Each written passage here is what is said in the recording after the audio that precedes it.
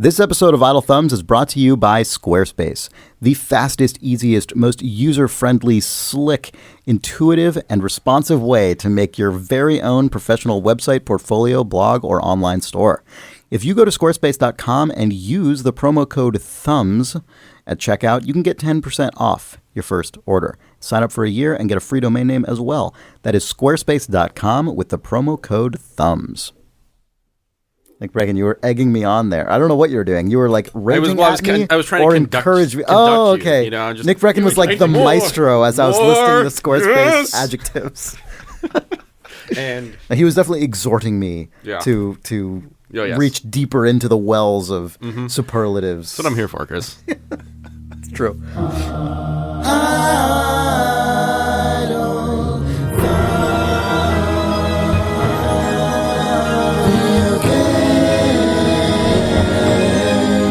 It's October 13th, 2016, somehow.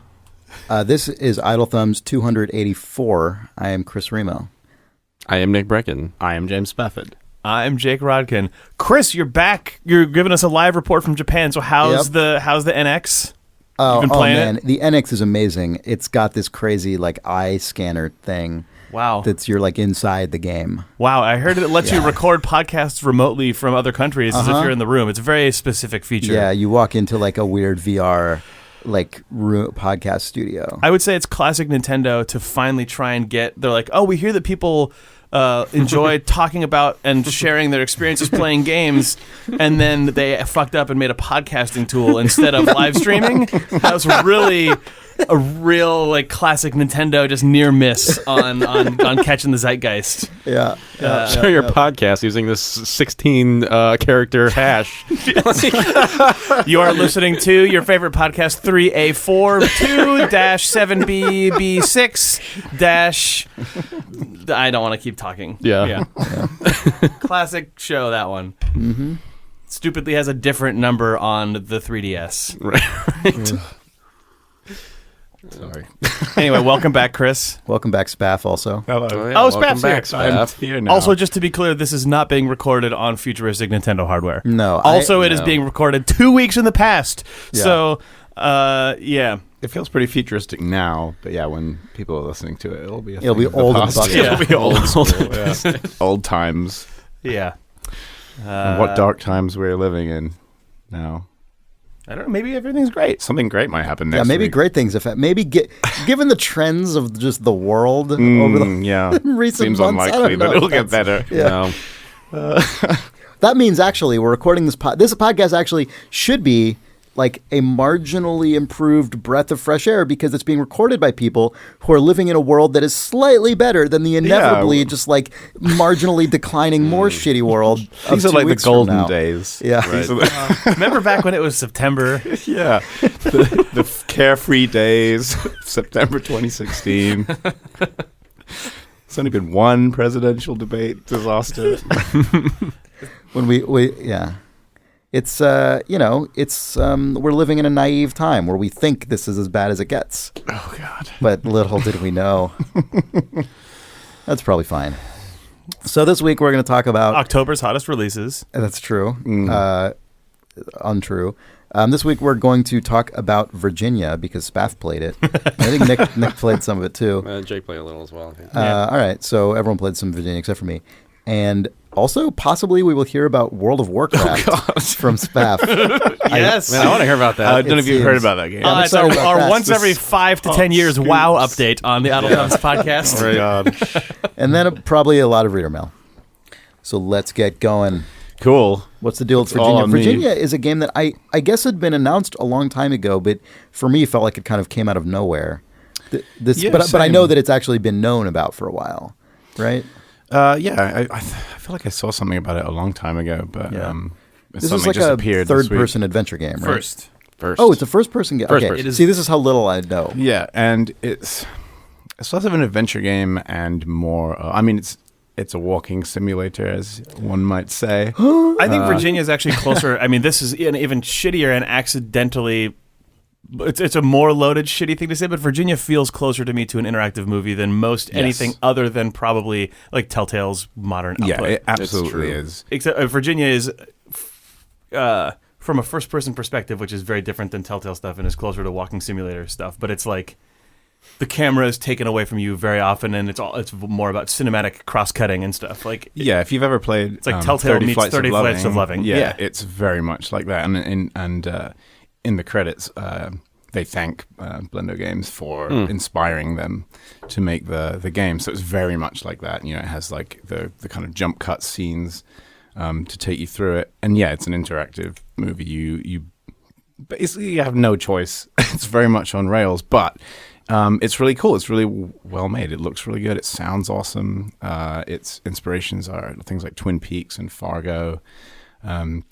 It's also a walking simulator in that it takes place in the Pacific Northwest. You're in sort of mundane houses and But it's really cool and really interesting. And just because it's on rails or an interactive movie doesn't mean that it can't be a mysterious. It's also an homage to Killer 7 for the Nintendo GameCube. Oh man, that game was. Man, what is the comparison there? What? Oh, it's just an on rails first person experience. Oh, okay. Oh, right. God, what a crazy game that was. Yeah.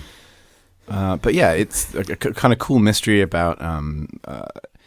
God, what is it about? It's about so many things. Maybe Nick can explain what it's about. I only can't. played a tiny piece of it. No, I have no idea what it's about. Really? We should mention, though, that even though it is like a movie, there is no dialogue, right? I mean, Right, yeah, these are told through like sort of, not static, but sort of fairly static vignettes that you're sort of discovering, right? I mean, Yeah, I don't know if similar that to 30 Flights of I don't know if Loving. that changes as you play it, but yeah. No, there's never any dialogue. It's all just kind of action, symbolism, and strange dream sequences. Often at times you can't. This determine literally how. feels like the people who talk about indie games dismissively. This just sounds like the example of everything that would annoy. Yeah, exactly. someone. And this is why I feel like I've been preloading the description with it's this and it's this and it's walking simulator, but it's good because it And seems I'm to not saying have those this. things are intrinsically bad. I'm just saying that But Yeah. on the internet, of course, it has Right. already generated a controversy. The Steam reviews are like millions of negative reviews. This isn't a game, blah blah blah, that kind of thing. Which I guess if you were expecting it to be more of a game, then that's a fair criticism. But it's really good anyway. But also, of course, it has an SJW agenda that it's pushing on you. Probably it's because right. it has a So female just protagonist. delete local content. Yeah. Immediately. It has two protagonists, though. And they're both women. Yeah, they're female. Can you believe that? Fuck. Unbelievable. Enough with these playable women characters. Yeah. But basically, you're an FBI internal affairs investigator, and you are assisting an investigation of a missing boy in a little small town, and you start uncovering strange goings on in that town, and it's really cool. I don't want to say too much about it because it is pretty short. It's movie length. It's hour and a half, 2 hours. The thing that I like about this game that definitely differentiates it from sort of, I guess, just Dear Esther, Gone Home, whatever, is that it does. I mean, Dear Esther and Gone Home are pretty different in terms of interactivity and. Sorry, you're right, but they take place in a static world, and you're reminiscing about the past, whereas Virginia is very much in the present and very much cinematic, more in the style of 30 Flights of Loving, except that the sets in Virginia are built out to a very high detail. The characters are actually fully realized characters with facial expressions and full body. They're fully modeled. I mean, I'm surprised how much animation is in this game. They're very stylized, but it's animated in a cinematic way, in like closer to like the way that the NPCs in Inside are animated or something, where it feels like this is actually like cinematic character animation and full performances. Like even if you watch the trailer for Virginia, you'll be like riding along in a car with your partner, and then there's just an animal in the middle of the road, or like the most notable scene in the trailer, which it's an easy hallmark, is like you're outside of a convenience store and a guy drives up next to your car and like knocks on your window, and you look over and he flips you off and then just peels away out of there. Like you're inside of a world where there are other people, where the story is happening in real time. It's not about uncovering what happened here, even though you're an investigator investigating something. But then it also kind of is about uncovering it. You're not like your actions in the game aren't physically like choose like adventure Sure, game no. style, but it's just like a movie where you'd be trying to figure Yeah, out the a mystery. It's in the your game's head. story you know. that happens. Yeah. It's the kind of thing that you will finish with questions and have to think about or like pay attention as you're going along and really read through what's happening, to understand it. And it's good. The thing that bums me out about it a little bit is, unfortunately, I think built into it, and even the little bit of it that I played, is a game where there's a bunch of details and where you're inside of a thing where you're supposed to be paying attention, but it does have the 30 Flights style jump cuts. It means that I find that skip. I find that frustrating because it jumps ahead. Like it's an example that Sean told me about when he first played it. So maybe I was hyper aware of it when I played it, but he was like, it's very early on when he cuts into you're in the internal affairs office and someone slides a piece of paper across the desk and you're like, oh shit, what does it mean? And then the camera just cuts, and you're like, you don't get a chance to study it or live inside the moment because in a film it would cut right then, and then it would keep going. But as a player of a game, that's a tough design thing to get around. Oh yeah, It can be jarring. we know it's a tough design thing to get around of because Firewatch. we literally did that in our game Firewatch. Yes, yeah, exactly. And it's and like we that also has probably made me hypersensitive to this. Yeah, I think that was a criticism that I would make of our game. Like I like the idea of cutting. It's really, really, really hard to do it in a way that both preserves player agency and sort of player-directed pacing, but also retains the like exciting, suspenseful nature the like of cinematic a cut. power of that. Right, yeah, because like what most games do is just let the player opt in to the cut and say like, I'm ready to leave now, and then it cuts, and like that's I like that. I like that as a player. But it's also totally dramatically uninteresting. Like it's it's a completely And I feel, they wrestle with that a lot. And there's a couple of times where, as you say, you're trying to read a piece of paper and you're not quite able to read it fast enough and it'll cut.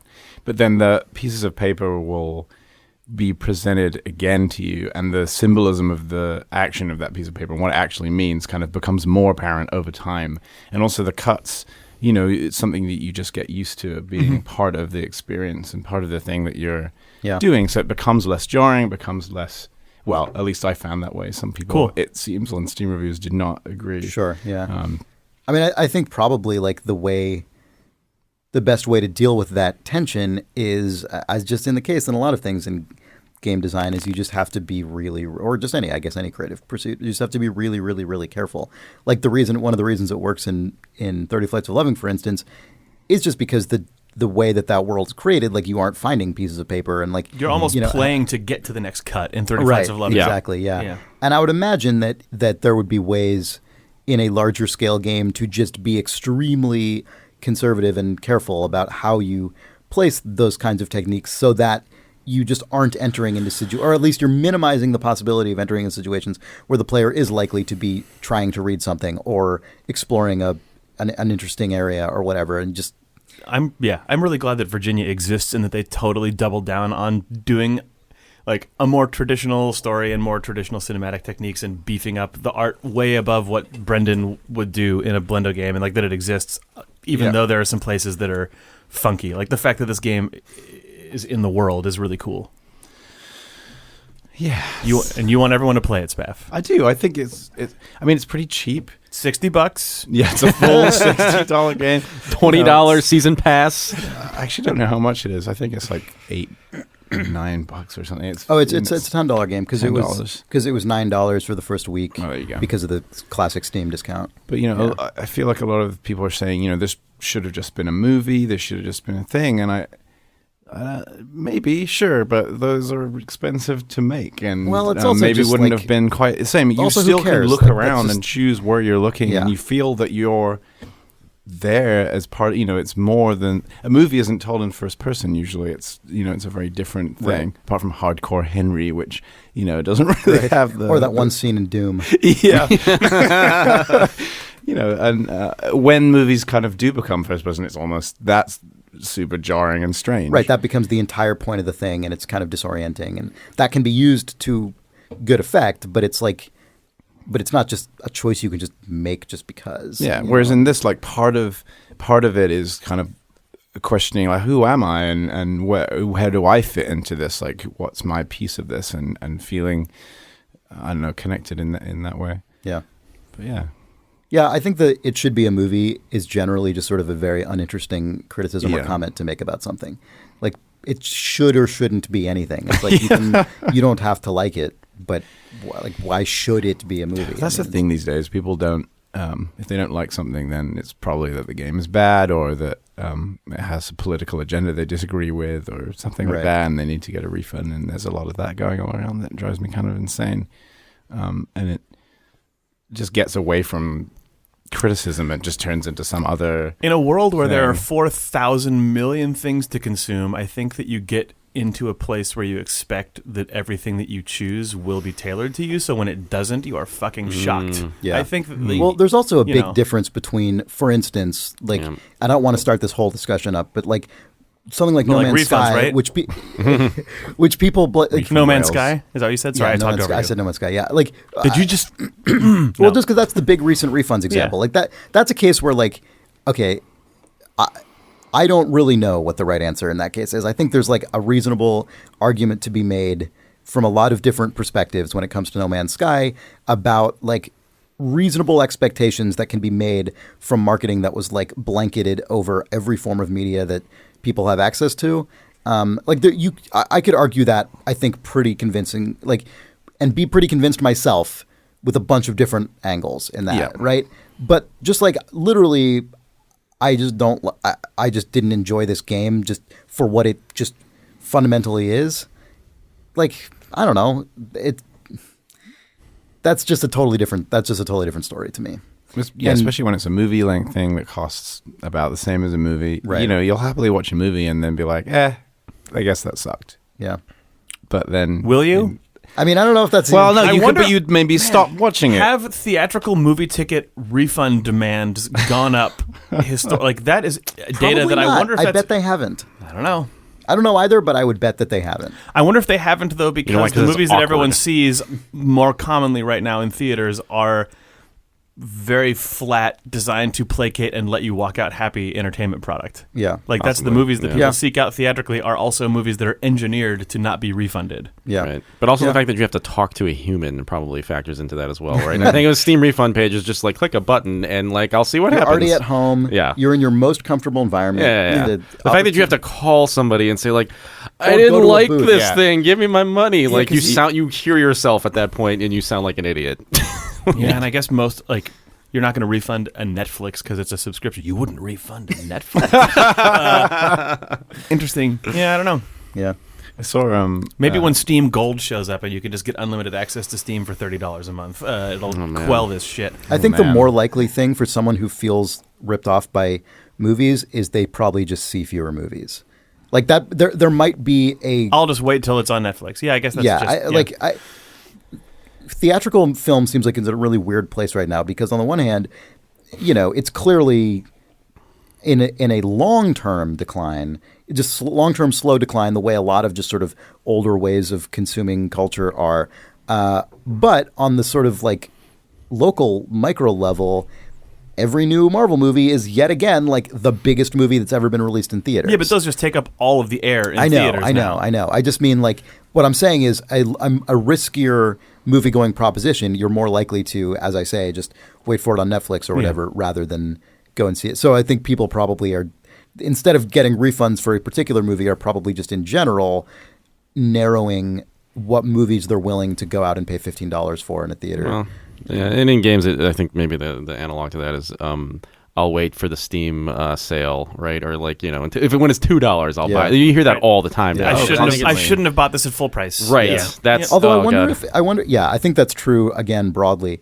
I wonder though if we seem to be not quite as deep in the like bundle valley as we were a few years ago, right? Like it seemed like for a while there. No, but now I think that just people know the way that the cycle of Steam sales and the sort of long tail life of games works. You don't have to wait for a bundle because you could just get the game for $2 if you don't care enough to wait a year. Yeah, you just buy your like number one most wanted No Man's Sky. I feel like a That's lot of true, like, the but wish list seems like it has taken over for that for a lot of the sort of core customers. I think that's true, but I think the average amount spent per game, even in a deep Steam discount, is or higher than GOG you've discount done. or whatever, is still higher than the average revenue going to a game in a bundle. I mean, I think that's just got to be true.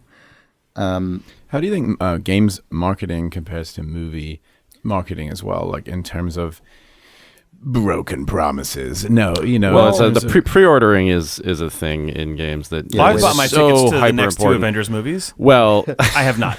yeah, but you guys can't. It is becoming more of a thing. The pre-order drive is it? for movie tickets. Oh, for sure. Well, I mean, I guess you have to sort of be signed into that. Like, right? Yeah. You have to be on a mailing That list feels or like something. But like, it's still that feels like an insider thing a little Big bit. theater chains are They are pushing it more. AMC like had like the AMC Stubs program hilariously. I wonder if that's actually like, working. Though. They plug the shit out of that now. It where is. they're like, if It you're is. at an AMC thing, they're like they incentivize it the way that like a GameStop does, where Yeah. if you're a Stubs member, you get a free drink and you get a popcorn boost, and That's you can fine. get your seats That's in way better advance than and all- games where you get a different game. That has I know, but I different mean, shit they're inside of they're the game. trying they're trying very hard to incentivize pre-orders and get a community that's built into the hype cycle the way that games are. Yeah. The Now draft they're house makes like memorabilia and stuff. Like if you pre-bought your Alamo Star Draft Trek tickets, then Alamo you get a Draft glass. House is like hardcore though. Like that's Yeah, sure. Yes. it's not Yeah. America's hugest movie chain No. doing that. But yeah, they do track like pre-sales for films now. They'll release statistics ahead of time interesting. and it's always the Marvel stuff. It's always the big stuff, Yeah. Star Wars, whatever. Yeah. But yeah, there are those Disney But properties. One thing, Yeah. movie marketing can be sort of misleading, right? I mean, the classic example is the comedy where every good joke is in the trailer. That's the thing everyone knows. Game marketing, at least AAA game marketing, which is the closest thing to sort of large Hollywood productions, kind of have that on a double level, though, because usually the stuff that's actually being used to market them is the actual just like cinematics from the game. Like it's usually the parts of the game. So they can, one, be misleading in the same way that a movie trailer is, where they just only show you the coolest parts. But two, regardless of what like quality they're showing you, it's still not at all representative of the actual game experience whatsoever. That hasn't really changed very much. Even as in-game graphics have improved a lot, it's still just not as... They still the- have that message now that appears because or at least in England, we have they that here too. sued Not, the whatever. They say, like, they have to say... But see, it goes not beyond that too, gameplay though, footage. because like watching a trailer is you're still like consuming it in the exact same way that you would when you're watching the actual film. But like with a game, just watching a video Yeah, doesn't even if really you are tell you what it watching is to gameplay play it. And footage, like we yeah. had demos, like there was like a demo like culture in like game marketing, and it just went away. But I feel like that is actually closer to what because it's essentially a like the best. I think demos were found. I actually remember. Okay, so I used to do game industry research when I worked at Comic Studio and Game Development Magazine, and one of the things that I remember reading a research report about was that trailers demos had essentially basically a flat to negative effect. Oh, yeah, no. on game sales. Like I'm not saying they're actually like from a marketing perspective. I think they're that good. marketers- I'm they're saying consumer friendly, the consumer- but not yeah. corporation I friendly. think game marketing has discovered now, this is probably an obvious dumb thing to say, that you can hit the nexus of getting the feeling of a demo and the feeling of a trailer by way of getting PewDiePie to play your video game. That's true. That's true. Right? You see someone play it in an extended way, you get the vicarious reaction of watching someone's face respond to it, and you get a long form look at the game, and then people will bail out when they want and buy it, or they won't. But that's probably the same as demos, where people would just play the demo and never buy the game, or they would bail out on the demo and buy the game. Right. I mean, I think Twitch and YouTube have meant that you're not going to ever get a demo except ever that, again, except that PewDiePie other also, than for multiplayer games. unlike the demo, PewDiePie is incentivized for the content to be consistently entertaining and good.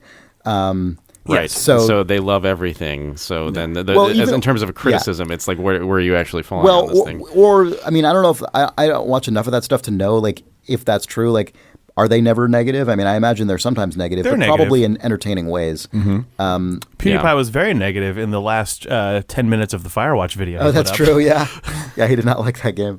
Yeah, I forgot about that. Funny.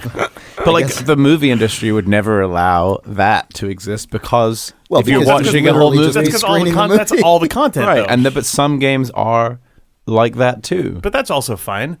The Walking Dead game was that has choices that can be made and differences that I could do. But you can still see how it ends in a stream, and you'll still want to play. Like that's like even Virginia. I think Virginia would probably take a little bit more of a hit, but at the same time, you can still watch someone play it, and it's a different experience than you playing it yourself. And I think that even that being true is probably a good enough argument for people who said it should be a film can just eat shit, because you could still but watch, they don't see that. They don't understand. you could still watch someone play that game that. and know that you playing it would be interesting, as opposed to watching someone watch a movie. I mean, I'm going to push back on that slightly. I think there For me, it would be. No, that's fair. Well, that's fair. But I think probably for some people it wouldn't be. Yeah. And I think I would put myself probably into that category, which isn't to say, like, I'm not making the argument that it should be a movie, but I would make the argument that, like, some games can be experienced the same, like, not the same, but in much more overlapping ways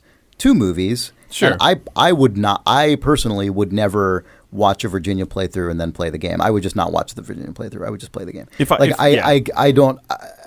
I had watched an entire playthrough of that, it would be very even if I could recognize that, like, yes, it is true that intellectually playing the experience of it is additive and different and unique, I would I just know myself, and I know that I would not actually go and play the game.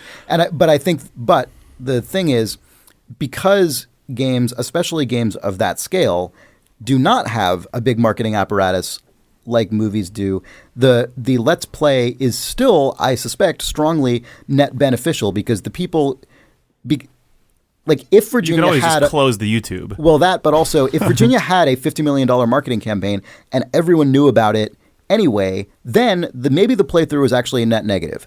But since it's not, and it's never going to have that exposure in the first place, the worst thing it can do is say you aren't going to buy this, but you wouldn't even have probably heard about it if PewDiePie didn't play it, right? Or whoever, whatever. Yeah. And so the PewDiePies, right? The PewDiePie. Well, and that's a big difference between game marketing and movie marketing, is that movie marketing has the ability, and frequently, like, actually the reality of just being far more ubiquitous and, like, completely just blanketing all of culture. Without only a few games, even a sort of mid-tier Hollywood film can often get that sort of just mind share and penetration in a way that only the biggest video games I have to jump in real quick, because I want to just state, I was not trying to say that for some reason all games are equally able to be streamed and enjoyed. I was saying that just even with Virginia, which is like one of the most cinematic only games, I feel like there is still room for players to enjoy it above a Let's Play, where that is not the case for watching a film. That was all that I was. I know. The other thing I would say about Let's Plays and streaming, because this is a thing. This is a conversation. You just said Let's Plays and screaming screaming PewDiePie. Again, PewDiePie. Yeah. This is a conversation that people have in game studios. Like, should we give a copy early to somebody? Like, I mean, this is actually like a marketing tactic, but it's controversial in some cases, because like, are we giving too much of the game away? Like, are people not going to buy it? But the thing I would say about streaming is, I think that, and I don't know, when you look at YouTube video statistics, when you look at graphs and things for video plays, I'm going to go out on a limb and say that if you're an average consumer of that type of stuff, you're probably not watching the entire thing. You're probably watching 10 minutes, 20 minutes at most. An average consumer, yeah. Average. But I'm saying there are some people who would watch the whole thing. There's a large audience who watches but there's the a large thing. but it's not the majority. It's not millions of viewers, but like But that's true of everything. That's true of, like, all content. I understand that. But what I'm saying is that I think, in terms of, if we're talking about like a net benefit, I'm going to guess that most people would bite off a slice of it and then enjoy that, because most people don't watch hours and hours of this type of stuff. I guess the distinction is between people who are, like, game fans and watching this stuff as part of their versus people who have sort of almost crossed over into being fans of the YouTuber themselves, and now that is the experience that's more important. There's a than the benefit game to this, covering. which is that it's on the front page of Twitch. I don't know what this game is. Let me click on it. I watched like 5 minutes of it. Oh, that seems cool, and I'll go buy it now. But for the person who's like, what is Markiplier playing this week? You're probably also, those people are probably watching most of it. You're probably also right, though, in that, like, someone's like the fall off rate for. I would be curious to see the fall off rate for, like, Markiplier playing through an entire game front to back relative to watching a season of television. Like, does it have a similar fall off and then pickup graph for the finale as a TV show does? Here's the other thing, right? Like, people who are really good at this kind of thing, at streaming games in this way, they themselves are also looking at all those statistics and finding ways to creep that percentage higher and higher by adjusting the length of each segment they upload, by, like, adjusting the pacing of how they're, like, of dead air, sort of dead time that they're cutting out, which seems to be common. Yeah. Especially, not on Twitch, obviously, but on YouTube. No, but on YouTube, where I think is like a lot of the style of what we're talking about, I think is more the YouTube style. Yeah. But I bet, I mean, and I'm sure, Nick, you're still obviously correct that like not everyone is sitting there and watching the whole thing, because that's just how the internet and the world works. Well, you can look at the hundreds of thousands of views that a video has. But I bet the most successful of those people are constantly trying to like tweak and min-max that figure to be a higher percentage. To spoil as much of a dev's content as possible. Yeah. Well, should we take a break? Sure. Yep. Okay. Also, I need to leave. Okay. Oh, wow. Bye. Perma break. See you in like 3 weeks, Nick. Yep. Bye. Weird that's probably true. Video games. Are you guys aware? I was not aware of this until like a week ago, that the Chapman brothers, the brothers Chaps, the guys who made Homestar Runner for years. Were you guys Homestar Runner people? Yeah. Yeah, of course. Strong bad for sure. Were you aware that for like a year or two now, they've been just making an ongoing cartoon short series for Disney? Oh no, I had no idea. No. Yeah. What? Yeah. It's called Two More Eggs. Oh. And it's just it just runs on on like a Disney YouTube channel. I think it's out on Disney XD. I think that's in fact why I became aware of Disney XD, is because Jake told me about this like weird project that they have, and I went to their YouTube channel to watch a bunch of them, and they're basically like just sort of, it's like a weird alternate universe version of Homestar Runner. I'm talking about the brothers, the Chapman brothers, like Jake just walked in. Weird YouTube thing. The two eggs. Two more eggs. Two more Yeah. eggs, yeah. It's really weird. Also known as extra sauce in some of the early episodes. They apparently had to rename it because something else was called extra sauce. I see. Okay. Yeah. Yeah, it's really weird. There's just a bunch more cartoons by those guys that you can watch on the internet, and have been there for like many months. Did you see the one with all the characters who are excited that they're CG, that they're 3D rendered? Yes. Yeah. That's really good. Yeah, that is good. Yeah. It's kind of hit or miss, but it has their thing, like their whole deal is in it. Yeah. Deal. Anyway, Two More Eggs. Video game. Hey! Oh, hey, this episode is brought to you by Squarespace. Whoa. Yep, Squarespace. Jake, let me tell you, it is the fastest, easiest, most user-friendly, compatible, intuitive, and easiest way. It smells nice. It smells nice to make your very own professional website, portfolio, blog, or online store. If you go to squarespace.com and use the promo code THUMBS when you're checking out, you will get 10% off your first order, and if you sign up for a year, you get a free domain name as well. Nice. It is nice, and let me tell you who else thinks it's nice. Andrew Viney writes in, "Hi Thumbs, just wanted to write and tell you about a website I set up using the Idle Thumbs Squarespace code. I used Squarespace to create laurentobia.com for my mother-in-law, who's a children's book illustrator. That's Lauren, Lauren, Tobia, Tobia.com.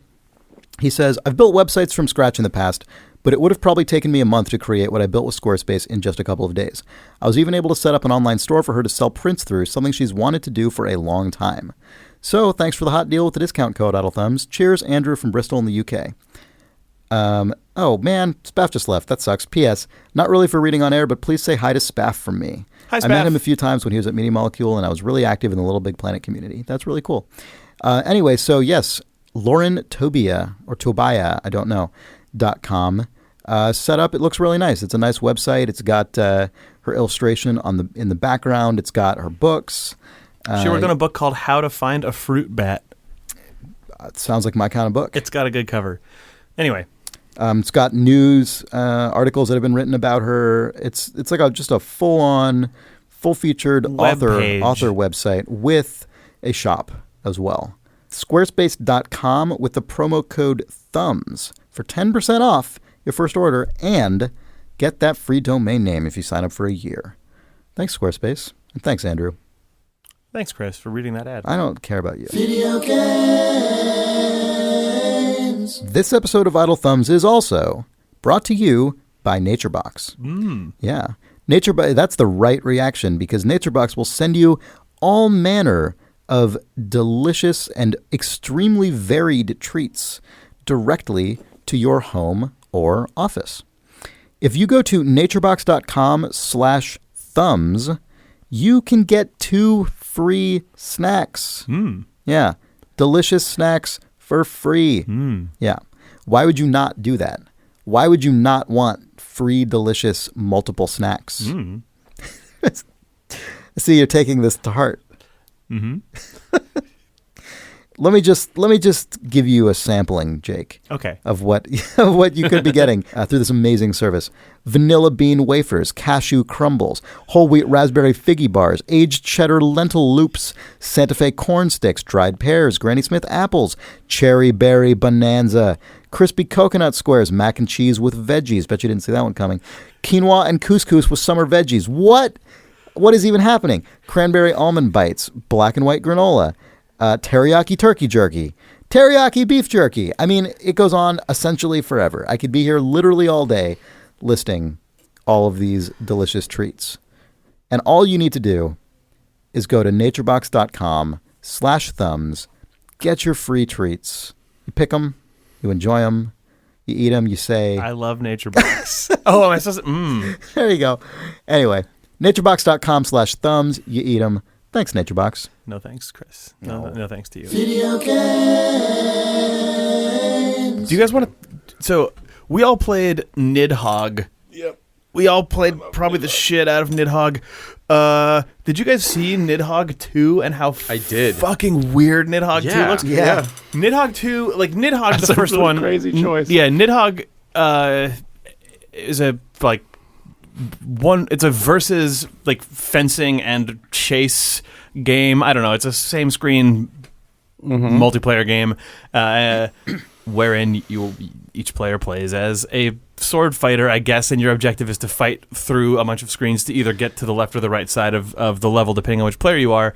And it's a very, very tight game. It's got like just a lot of good sword fighting finessing. You can get really good at it, but it has an incredibly sort of sparse and sort of like it's almost like stick men that are evolved to be more like blobby stick men. Really brightly colored stick men with a very clean world design that then has some sort of like grungy sort of punk noise over the top of it. Very gothic. Yeah, it's really cool. And Nidhogg 2 was announced and has the most fucking goofy. It's really it's like the characters are these like weird sort of like, they look like if someone drew a picture of Homer Simpson and then stepped on it a few times and then cut it up and turned it into Rayman.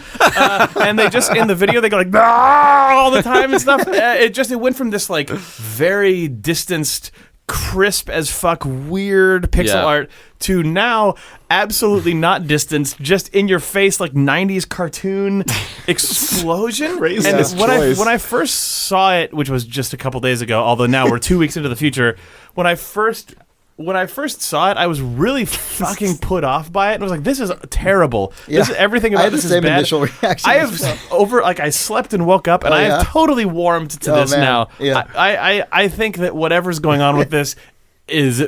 It affected your dreams, is what happened there. It might have. Like, you dreamed of the hog. Like Nidhogg itself, which is this crazy dragon that swoops up and eats you at the end when you win, which is the best. You're fighting apparently to get to an arena on one of two sides of the map to then sacrifice yourself to this dragon. And in the original game, it's just this sort of single color, almost like indie comic it's like looking. a dune worm thing. But in this one, it looks like a fucking earthworm Jim character where it's like big bug, glassy bug eyes, like a huge like mouth. Yeah. Like it just looks fucking wacky. Or like Rayman, the new Rayman.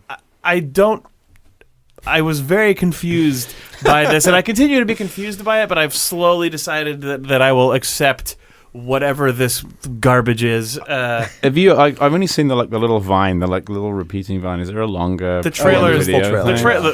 A full trailer that's still only 20 seconds long, and is a guy going. The trailer is basically just like 4 vines. Yeah. Okay. Does it kind of unveil why it needs to be 2? Is it just because it's an art upgrade? I think it's just I think it's a sequel in the sense of a just sort of full overhaul remake, basically. I mean, I think it's like, why does there need to be a Street Fighter 3, 4, or 5? Right, I think that okay. is because Nidhogg, even though it's a good even though it's a comparison. fencing game and it has sort of a little bit of like a feeling of like a brawler or something, it's still very much attempts to be a super crisp 1-versus-1 competitive game in the style of a fighting game. So I think Nidhogg 2 is them being like, Street Fighter 4, everyone bleeds ink and it's a weird watercolor thing, whereas they're like, no, we're a fucking pixel art 90s cartoon now where everyone yells. It's like going from... Like the original game reminds me of something like Quake 1 or something, where it's like a very visceral, fast-paced, but simple-looking because it's an old thing, and now it's just a crazy overblown... Yeah, I think that Nidhogg 2 is going to be less to my aesthetic tastes because I really liked that the first game me looked too. very stoic and straight, and then the surprising humor came from how just outrageous the actual combat was. Crazy animation and detail of it. It seems like they're trying to make a play with Nidhogg 2 to just wear the wackiness that comes from the play on its sleeve and just make that the aesthetic of the game. And my initial instinct is to be mad at it and say that they're fucking up what made Nidhogg good. But at the same time, that feels like a shit reaction for me to have when part of why I like Nidhogg 1 was just trusting Messhoff, the developer, to make good creative choices. Like, traditionally, that guy has made nothing but very good aesthetic and creative choices. So I feel like whatever's going on with Nidhogg 2, I have to not prejudge it and just let myself accept this fucking weird 90s magazine ad. Some of his other games definitely have some weird art things that are very reminiscent of that. They're usually, though, very minimalist shapes with a fuck ton of garbage noise and like weird... They are in gameplay, but have you played that one where you're flipping burgers and then surfing... And then, you're at work. I forgot about that. That one has a bunch of really weird characters and strange 90s, like people yelling at you, like your boss and stuff. How do you even search for that? I'm searching for Messhoff Burger. That was a game that was an Adult Swim website game years ago, and I don't think it is. Oh, it's Pipe Dreams. That's the with one. A Z. Yeah, that game is so weird. It's like you're flipping burgers, but then you're dreaming of surfing or something like that. It goes between different game states. I don't even know how to find that game anymore. It's not. I think it's on. I don't know. On his website, he links off to it, and it's on some didn't Flash do the art portal. for Nidhogg 2, though. It's all being done by a guy named Toby Dixon, who I don't know, but looking through his stuff, it is all this weird shit, like of like lots of. He has a blog that is Tony Dixob, DIXOB.tumblr.com, and it is just like weird claymation characters and strange ass. Okay, that's good stuff. Tony Dixob is definitely the version of Tony Dixon who is rendered in this weird, smushed, pixelated Homer Simpson fashion. His stuff all does look like weird 90s PlayStation era stuff crashed into modern indie aesthetic. Crashed, he says. As I look at a weird Crash Bandicoot. Anyway, I brought up Nidhogg 2 mostly because I was fucking shocked by how it looks, but also because it seems like they're hoping that Nidhogg 2 will catch in a way that Nidhogg 1 did not. But I also just, if for whatever reason you didn't play Nidhogg, you should play it. But also, now you have a new Nidhogg to look forward to. And I'm going to shamelessly plug Day of the Devs now, which is our event in San Francisco on November 5th. Nidhogg 2 will be there. I can't stand for this collusion. Oh, God I'm damn leaving. It. I'm out. Nidhogg 2 will be there. See you later, Nick. World of WarCraft. If you party to this, I know I have to go. So look up Day of the Devs. Bye. Thank you. Bye. I'll see you in like weeks, actually. Yeah, thanks. I like that this and last week's podcast involved people arriving or leaving mid-cast. Did they? Oh, yeah, that's true. You showed up at the end. All right, well, what's the deal with World of WarCraft? Wait, should we take a break? I thought we did. This is a break. Wow, we're back. Yeah. We never left. You really want to hear about World of Warcraft? Well, you just said you've been playing World of Warcraft. I did play. I've been playing it. And I'm fascinated by that. Because I don't think anyone who I personally interact with in my daily life has played World of Warcraft for years and years. Really? I mean, well, maybe not. I mean, maybe I still know people who are playing it just sort of and not just talking about it because it's just sort of a lifestyle thing at this point. But I certainly haven't talked to anyone about it in a long time. It's weird. I almost feel it's not embarrassment, but it's close to embarrassment of like, it's like I'm admitting that I'm playing it. It's like a weird, like, oh, I've, fallen off the wagon. You're or off the whatever. wagon, yeah, exactly. Yeah. Because it's one of those games that I very easily can get sucked into and have done over the past So this 12 is like an intermittent years. thing for, oh God, isn't that weird? Is that just whenever there's a new content drop, you can't resist its Not call? always, or, okay. but what brought you back this time? This one is it's called Legion, and it's a continuation of the story that kind of got me into Warcraft. Not to begin with, because I played Warcraft 2 back in the day, but Warcraft 3 kind of started that whole Burning Legion thing, and I got super into that. And this Are those the big rock guys? Like the Burning Legion are the kind of green flaming demon things, and like the made demon out of hunters with the big rocks. horns and stuff. Yeah, there's Infernals. That are those rock guys. Oh, okay. So they're one type of Burning Legion. Yeah, it's kind of continuing that lore, which I've found intriguing. And Alice started playing it, and I was like, fine, I will play this, and I'm having a good time with it. Yeah. They have introduced a new character, the Demon Hunter, which is a type of character that's been in that world for a while, but just not playable. But what's really fun is that you can, for the first time ever, you can like change the way you move around really quickly. They double jump and they glide when they. So when you press jump 2 times, you double jump 3 times, you just glide around. They Arkham Asylum around, so basically? you can just flit around this world, and you've got these zooms and stuff, and it just kind Do of... they look like sugar gliders? No, they look like crazy beefy dudes with huge horns and glowing eyes. but they're very graceful. I don't know. Going back to World of Warcraft is always like initially confusing, but then it's just nice. It's like going back to something you're very familiar with. You can pick it up, and you're back in a world, and then maybe there's been changes to it, and you can, visually or otherwise, and it's always amazing to see. Like 12 years of making that game, they're so good at it now. Yeah, they're so good at it, and they're just. Whenever I play other similar games, they usually always have the same effect on me, which is just like, why the fuck am I playing this and not World of Warcraft instead? Where these grievances I have with it have all just been honed into something, much better. But I'm playing that, and that's a stupid thing to play because it just takes over all your time that I just don't really have. Yeah, I can't really play online games anymore for that reason. Yeah, because I already have to. It's already like it's a tactical thing, if you will, in my life. To not play them. Well, no, to just like so doing this podcast. I mean, I feel sort of just an ongoing.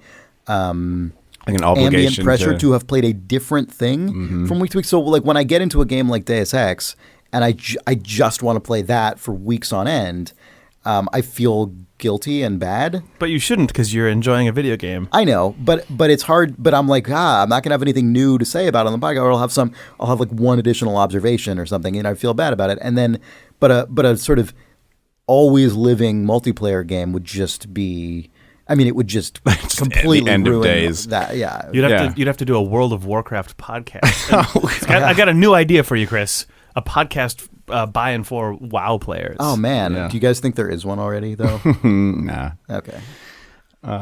Azeroth Radio. That probably is one. I'm sure that is the thing. Azeroth going back to a game like that is strategic for me too, because I'm still never going to play it the way that I have played it before, in such an incredibly hardcore, really playing it every day, reading so about you're now it like constantly. You're now the tourist who goes back to your old hometown, but it's a decade later. But I'm like, I'm going to enjoy the story and probably then, hang my armor back up on a peg and walk off and come back another time. Quick update. There is 2 weeks in the future. There is Azeroth Radio. There's Azeroth Pirate Radio, and there's Radio Free Azeroth. So, are there any non-Azeroth radios? I'm sure there are many. Yeah, anyway, there are probably a billion. Yeah.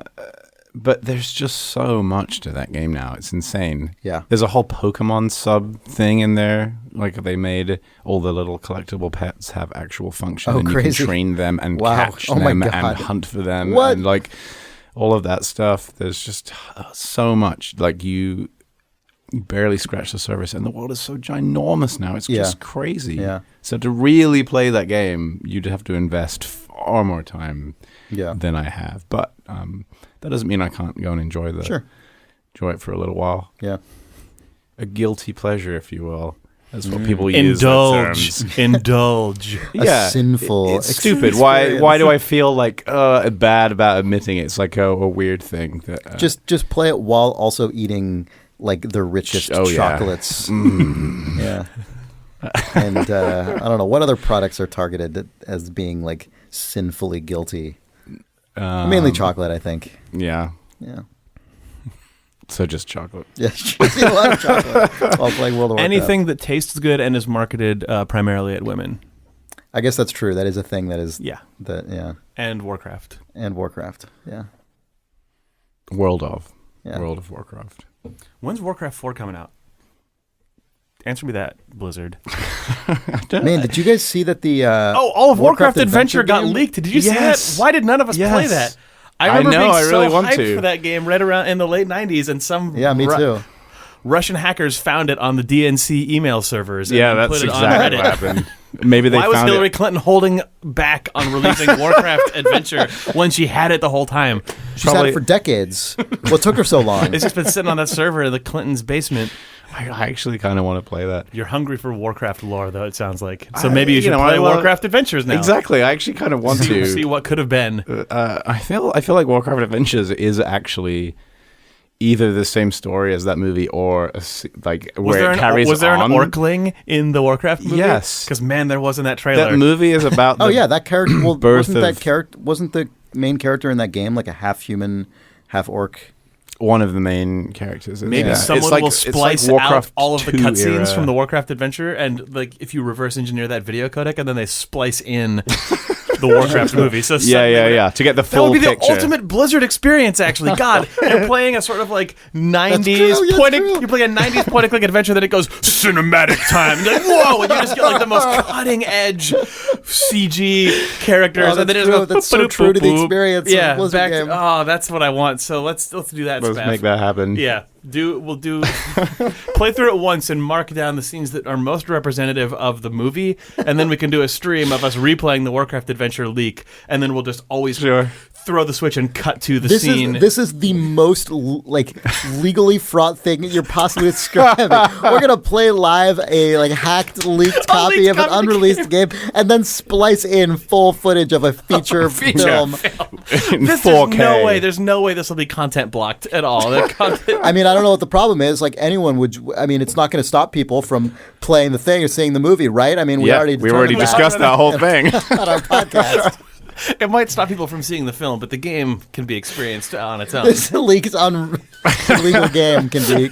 We're not stopping anyone from playing your game, Blizzard. That you deliberately held back. That you've gone to great lengths to keep anyone from playing. 20 years ago, I guess. Jake, did a fucking baby pop just fall out of your pocket? Nick left, and I was going to try to get him to eat this. What the hell is that? So there is a reader, David Huang, who sends us.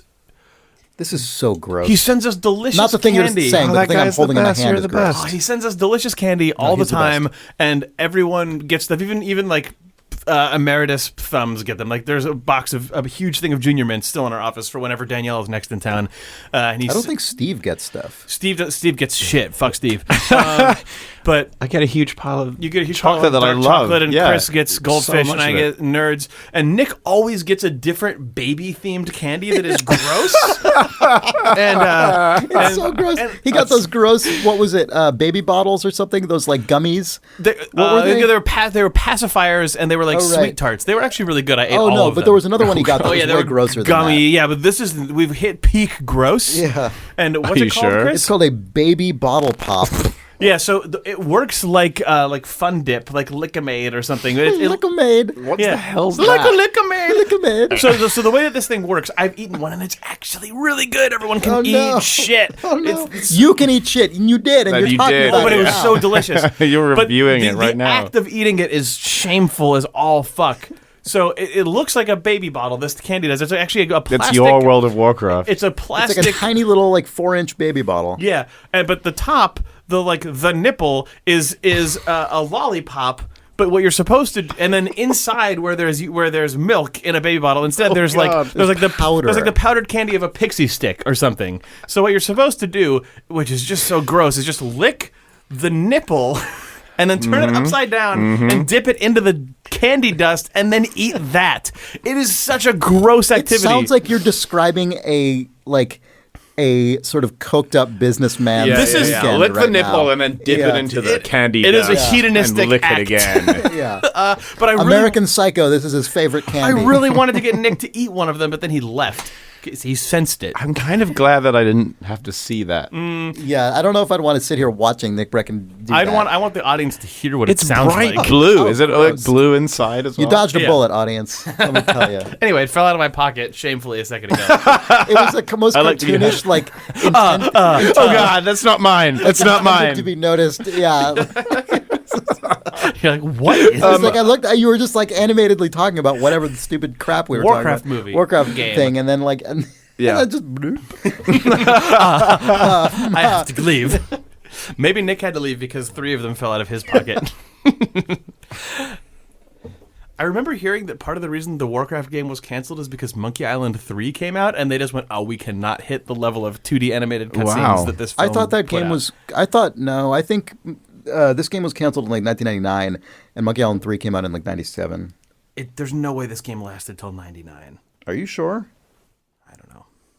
I remember being sad that they cancelled it, but then if you can watch full playthroughs of it on YouTube, and I have not done that, but I have skipped around one, and it actually looks kind of cool. Like it's very dated for sure, but I don't know. Yeah, I guess you're right. It was slated Jake. for Yeah. 97. Yeah. and then pushed to 98, Yep. and then in 98 as Grim Fandango came and punched when them in the E3 was face. coming up and the games presumably would have been showed, they canceled it. They canceled it. What was the other game Blizzard cancelled? StarCraft Ghost. I played StarCraft Ghost. That seemed like it I played could that be at a cool. couple E3s, and it changed what it was every single Yeah, time I played it. Yeah. And actually switched developers as well. Yeah. They're a very interesting company they're not afraid of Yeah. just canceling a huge thing after Blizzard many is millions of fascinating. dollars. It's Yeah. amazing that they are still now just on the forefront of relevance and success in the video game industry. And they just Especially keep with that bringing stuff out. Blizzard tech platform that I've been hearing so much about. What? Oh, BattleNet is no more, Chris. That's Blizzard tech. It's going to be renamed Blizzard Tech. Yeah, or I enjoy whatever. that happened Boring. around the same time as Google has decided to rename all Google apps to, what is it called? G Suite. G Suite. Really? Got my B Tech, got my G Suite. That one, the Google one, I understand because Google Apps is now sort of retroactively misleading. Yeah, because Because the word apps means something else something now. Yeah. different now. Yeah. Yeah. I mean, BattleNet, I guess I can BattleNet's understand. BattleNet's always misleading. been an incredibly goofy name. I don't really care personally. No, Like, I miss BattleNet. Yeah, yeah. It was good that BattleNet was a thing. The thing that was always so great about BattleNet is that it's such an incredibly dorky and hilarious name, and then also that it just started off as just a system for a Blizzard game, and then increasingly absorbed more Blizzard games, and has never actually not been that. You know, like in a time where Steam, you can now get like a stand-up comedy special on Steam. Right. BattleNet is still just like the most polished way to play Blizzard. It was just a useful Blizzard way games for online. them to make sure you got your updates and news and stuff well, and matchmaking. and matchmaking. Yeah, that was the big. its That was initial intent. that was actually like the big. Wasn't it just my made for memory. StarCraft initially? I forget if it was Warcraft 2 or StarCraft. I feel Which like one came out first? I can't remember. I think Warcraft, Warcraft 2 came out first. before StarCraft. Well, didn't but Warcraft I don't 2 think BattleNet I think there was existed. a Warcraft 2 BattleNet edition. Oh, really? Okay. That then came out. I think that's true because I definitely remember vague recollections of like being rewarded for merging accounts into BattleNet. Yeah, they in were some originally. form. Yeah, they were originally more separate. Yeah. I don't really understand what that means, but I have this weird recollection of doing that thing. Poor BattleNet. Because Yeah. did Diablo use that? I Diablo think Diablo. 2? Well, I think Diablo 1 had some form of BattleNet integration. No, maybe it didn't. No, I don't It had think Diablo 1 online, ever but I did. think it was all peer to peer. Yeah, Diablo 2 may have had. But that was like riddled with cheating and bullshit. Jake, by the way, has thing. been gone for like 3 minutes. He just sort of suddenly got up and left. Hey, Jake, how you Now he's doing? back. We're still talking Just talking about Battle.net. That's fine, yeah. Okay, so BattleNet was launched in 1996 with the release of the original Diablo. So that's what I thought. So Diablo had like an earlier version of Blizzard Online that was less, that was like a little first rougher Blizzard tech. than God, and then what they called BattleNet 2.0 came out in 2009. So apparently, which is meaningless, right? Because surely that thing got read out a million times between 1996 and 2009, but that's funny. Yeah, it's crazy that they have all. Oh, although I guess it was different enough that there was something still. There's BattleNet Classic. I don't know, whatever. Blizzard Tech, nothing. Have you got any reader mails over there? Oh yeah, let's do some reader mail. Man, this episode has been beefier than we expected. Yep. If you have a reader mail that you wish to send to us, you can write us at questions@idlethumbs.net. That's how we get these emails, by the way. We haven't mentioned that lately. Yeah, we don't just write them. Mm-hmm. Nick does. Nick Brecken writes, "Boy, do I love this weird baby candy that I stole when I left earlier." Yeah. It's all a ruse. He sends those to himself. It's just his excuse. He has to get everyone else candy so that he can have those. Look at this gross baby candy people keep sending. Oh man, this email comes at an opportune moment given that Nick Brecken has left. Fuck Nick. So Shu writes, "Hi Thumbs, love your pods. In episode 281, Nick said he always wanted a Super Scope 6 for the SNES. I have one lying around I was trying to figure out what to do with. Does Idle Thumbs have a P.O. box? Would love to surprise Mr. Brecken with the peripheral he always wanted." Man, that's a good surprise. That is a good surprise. And we don't have a P.O. box, but we do have just a mailing address where our office is. So if you just go to our website at idlethumbs.net, go to the About page, I think. Yeah. Our address is just on there. People send us stuff sometimes. Please send it with absolutely no explanation. Yeah, well, Nick, we'll get it before Nick has a chance to see it because we're going to be not recording podcasts for weeks because, as we've said, you're hearing this podcast that was recorded weeks in the past. So by the time it arrives, we'll probably be ready to record our next actual podcast. And then I assume you're listening to this on some sort of like screen-cracked original iPod that's plugged into a weird generator covered in masking tape and stuff in the wastelands. This person's not going to hear this until weeks from when we're saying it. So I'll reply to this person directly as well. Hello. Anyway, thanks everyone for hearing us sort out how time works. In the wastelands of the future. I just had a moment where I basically was relying on the fact that both this will not be heard for weeks, and also that the person listening will be able to hear it in the past. So I managed to pull off an amazing series of logical idiocies just there. That was really impressive. It's hard. This is hard. Yeah. Sitting in a room joking and farting into microphones is very difficult. It's really complicated. It's so tough. Gareth Brown writes, "Hi Thumbs. Hey. Thanks for an amazing podcast. I haven't missed an episode since I started listening a couple years ago. I wanted to add something to your conversation a few weeks back about game tutorials. One of the best tutorials I've ever seen is the one for Call of Duty 4 Modern Warfare, which is good because there's a remaster happening. I don't think I knew that.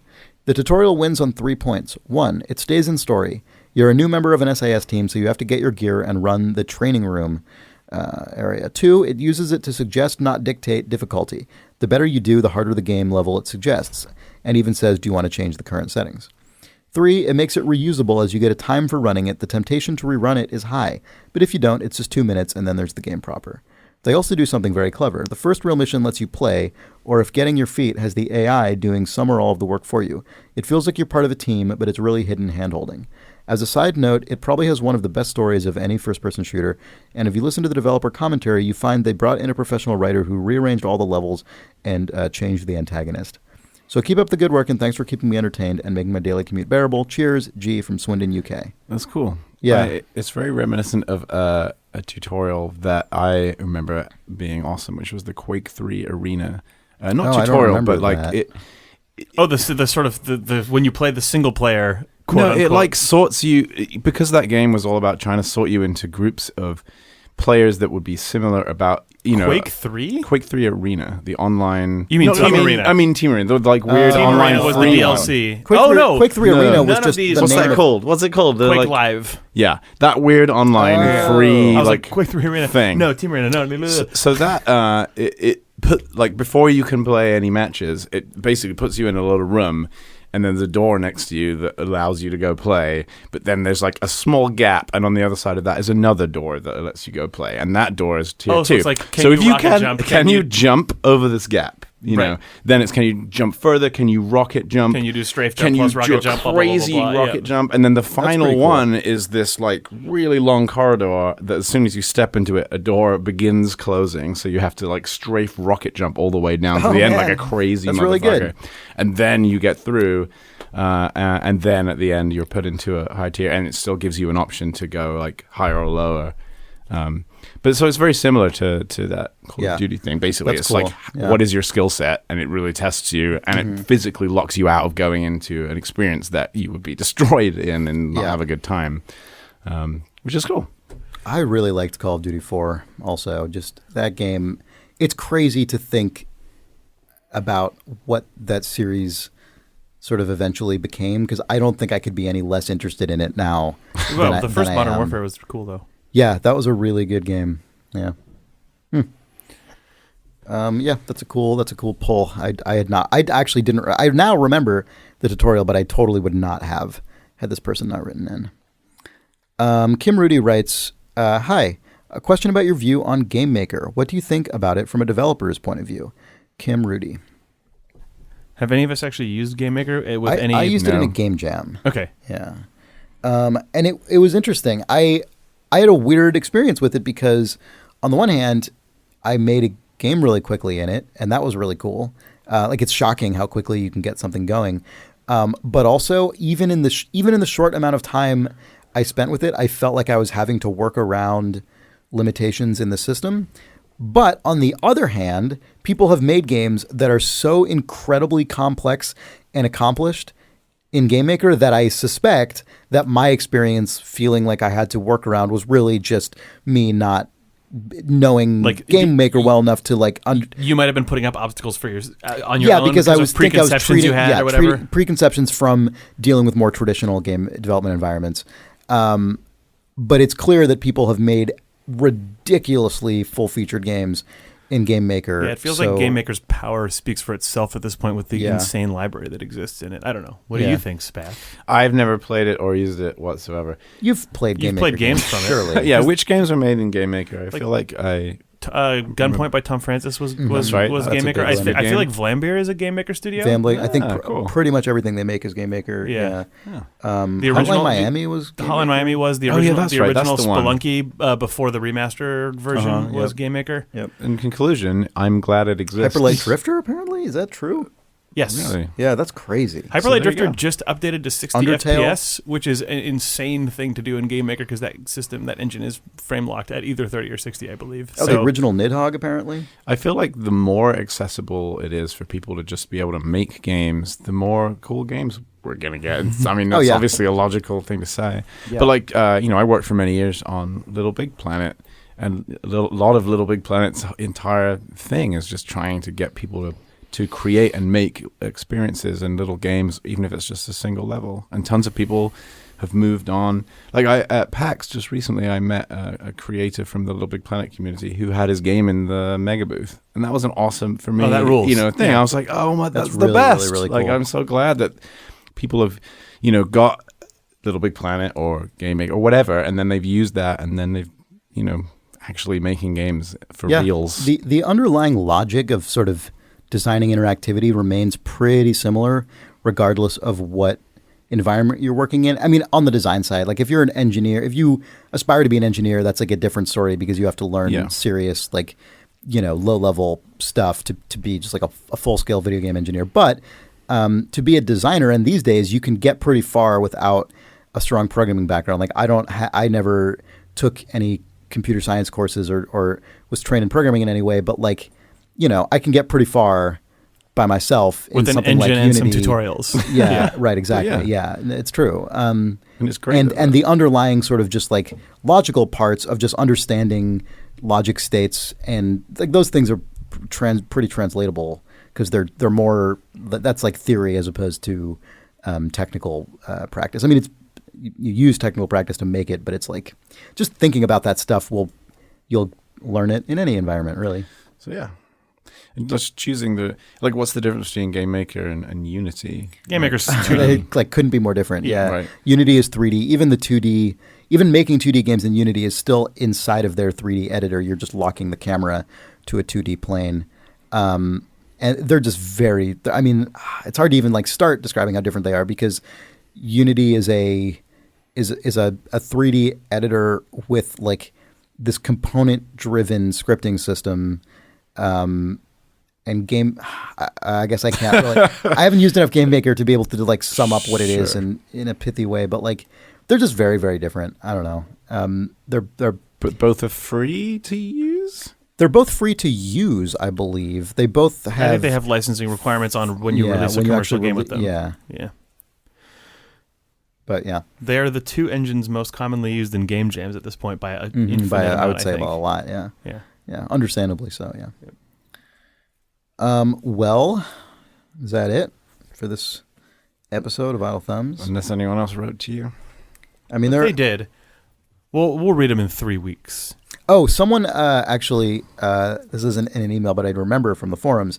Someone on the forums pointed out,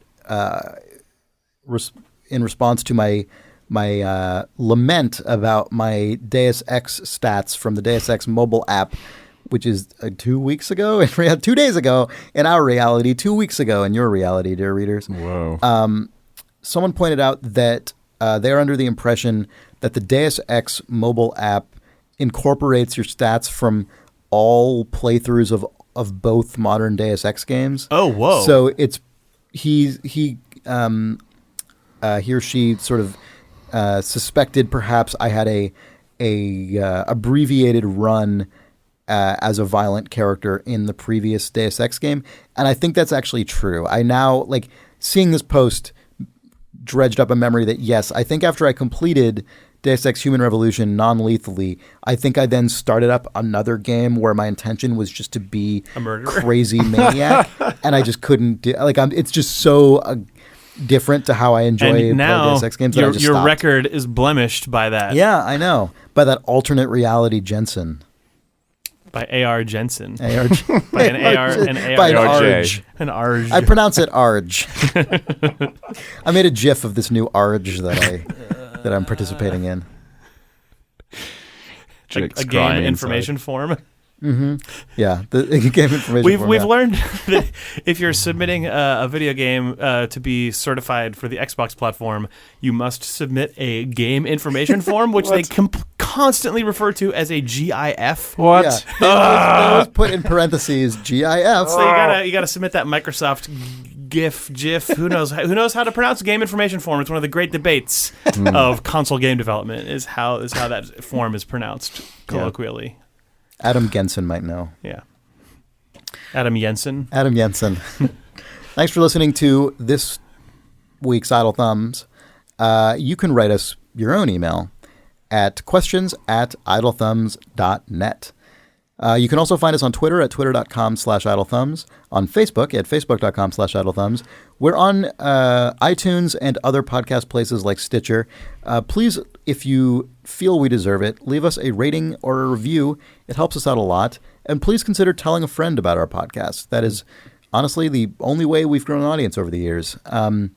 So you can find all of our podcasts at idlethumbs.net, this one as well as the several other podcasts we host. And we will be back next week. With current news. With hopefully current news. And I will be back from Japan. All right. Thanks for listening. Bye.